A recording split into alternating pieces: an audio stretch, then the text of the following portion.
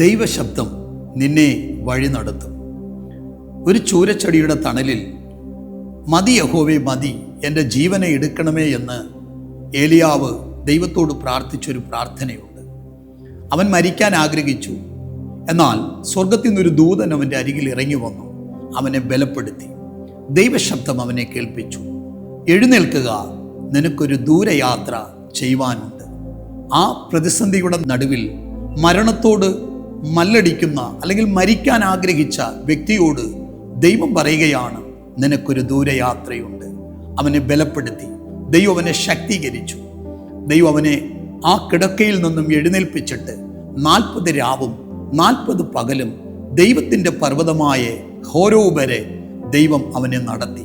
എന്നെ കേൾക്കുന്ന സഹോദരങ്ങളെ, ദൈവശബ്ദം ഈ ദിവസങ്ങൾ നിങ്ങളെ ബലപ്പെടുത്തും, നിങ്ങളെ ശക്തീകരിക്കും.